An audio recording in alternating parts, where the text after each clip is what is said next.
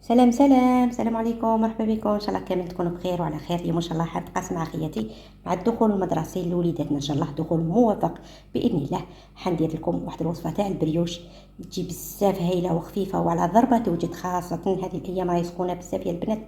هذا ما يليق مع هذه السخانه، بريوش خفيف ريشه ومحشي بالشوكولا والاطفال يحبوه بالبزاف. انا زينته بسكر كلاصي، وعندي عده وصفات للبريوش تقدروا تدخلوا للقناه وتشوفوها يا البنات.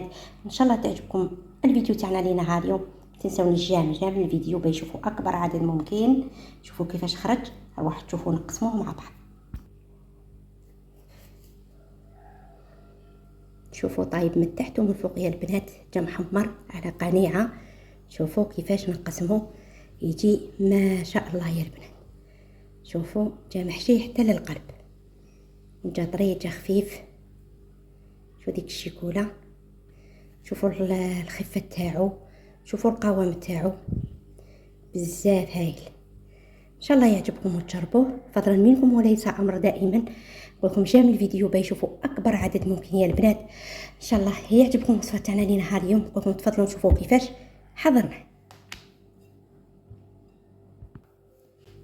بسم الله على بركه الله. عندي هنايا كاس تاع حليب يكون دافي، نحط عليه هنايا ملعقه تاع خميره تاع خبز. راح نحط عليها 4 مغارف هنا تاع سكر، اللي تحب الحلاوه تزيد.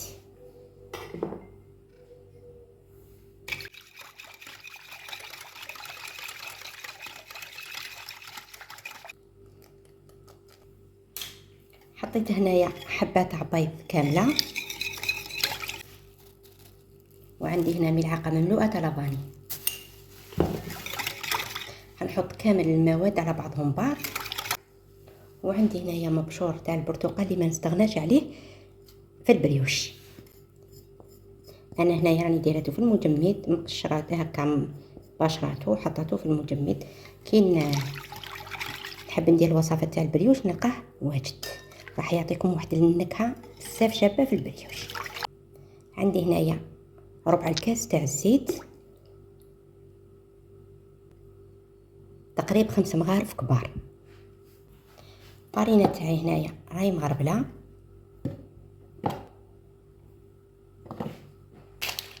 عندي هنا 5 غرام تاع خميره حلويات.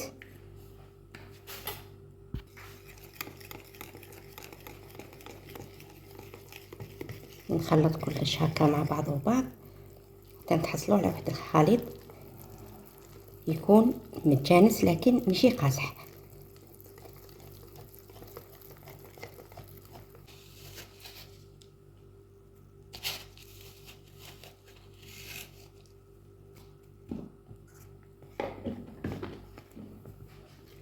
شوفوا هنا البنات زدت لها شويه قشور تاع البرتقال باه يزيد يعطيني بنه على بنه.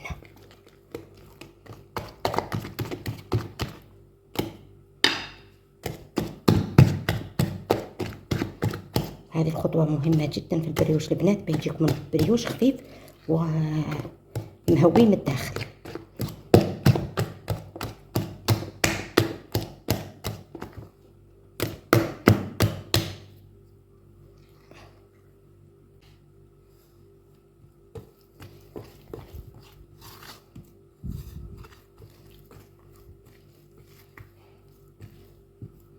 هذه هي العجينه اللي نتحصلوا عليها. شوفوا هنايا تكون هكذا تلاصق في اليدين.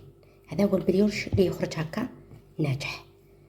واش ندير؟ نغطيه ونخليه يختمر يضاعف الحجم تاعو باش نشكلوه.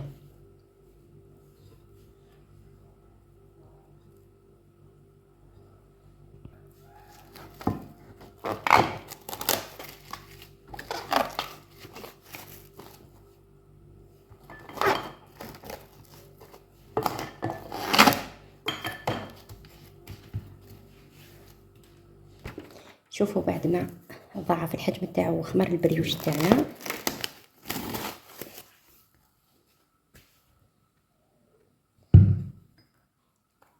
عندي شويه زيت في يدي هكا باه ما يلصقليش العجين.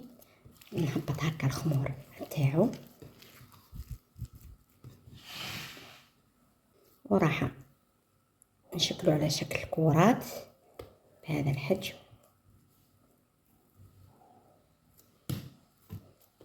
استعينوا بالزيت البنات هكا بما يلصق لكمش.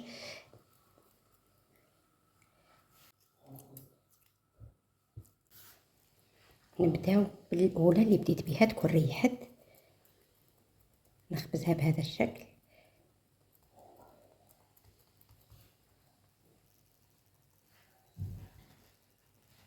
ندي هنايا ملعقه شيكولا نحطها في الوسط. هنا عندكم حريه الاختيار، تقدروا ديروا بالمعجون تاع المشماش، ونغلقها بهذا الشكل.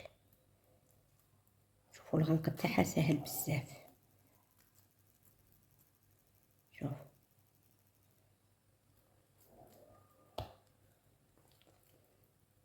هكذا، ونحطها مباشره في السنيوه اللي تروح الفرن.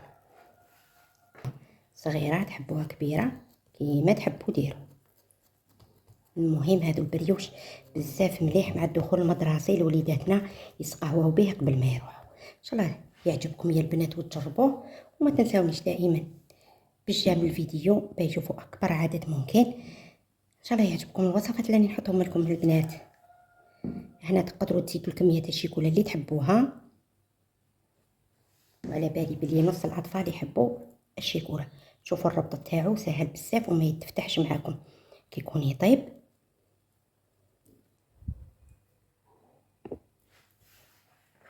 عندي هنايا صفر حبه بيض، وضفت له هنايا قطرات من الخل، ونطلي السطح تاعنا تاع البريوش. هنا بعد ما خليته يريح واحد 5 دقائق يا البنات، باش راني نحط هنا في البيض، ونحط غير بالعقل برك بما يهبطناش الخمور تاعو.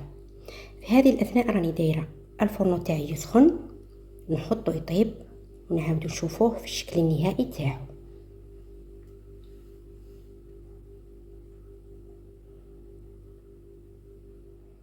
في الاخير هذه هي النتيجه اللي نتحصلوا عليها. شوفوا البريوش تاعنا بعد ما زينته هنايا بالسكر كلاصي، شوفوا كيفاش خرج هايل يا البنات، خرج ما شاء الله، وخرج طايب من تحت ومن فوق. شوفوا كيفاش خرج منبل ومنفخ، جا بزاف هايل. ان شاء الله يعجبكم وتجربوه، خاصه مع الدخول المدرسي لوليداتنا مع قهوه حليب يجي هذيك هي. في الاخير هذه هي النتيجه بعد ما قسمت هنايا الحبه تاعنا. شوفوا كيفاش خرجت ما شاء الله يا البنات، جا طايب ما جا معجن ما والو. النتيجه بزاف هايله، ان شاء الله تجربوه ويعجبكم. جام الفيديو، نقولكم بقاو على خير، الى وصفات ما خير، مع الف سلامه.